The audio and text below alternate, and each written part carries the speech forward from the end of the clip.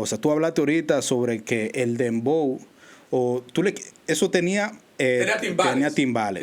Tú se lo quitaste. Lo quité y le puse la velocidad de 125, 130. ¿Qué otro cambio aparte de eso tú le hiciste? Porque lo bajo. Dentro de eso Lo bajo y la trompeta. Sí, ahí es que está el dembow guachupitero, porque no es el mismo dembow que se hace en otro lado. Mira que lo que pasa con el dembow guachupitero. Aparte que es rápido. Ajá. Tenía melodía y el bajo no era pum pum, no, si era pum pum pum pum pum pum pum pum medio contratiempo, medio merengueado. Sí. Entonces yo metí el merengue y también le metí la tambora.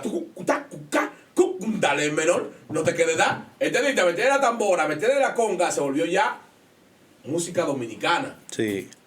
Porque tú pones el dembow vacío, el dembow mío, si tú te fías, el ata. ¡King, king, king, king! No es normal. El dembow de los panameños siempre tiene un timbalito, sí, un bajo central, pum, pa, y ya. Sí. Ve, entonces yo le metía de todo. Le cabe esa guira, métele esa guira. Le cabe un chaki, métele esa vez. Bollo, esa conga está rara, métela ahí. Cae cruzado, digo, tírala. A ver qué pasa. ¿Entendiste? Entonces por eso que el dembow de Guachupita era loco. Pero, y más, también los fraseos. Nosotros al dembow le dimos como un fraseo merengueado. Sí. Dale, menor, no te quedes nada. Eso es merengue. Allá. Más rítmico. Mami, que el muro. ¿Me entendiste? Y el dembow antes era loca, tiene el loco. Loca, el gato volador. Tú lo sabes. Sí.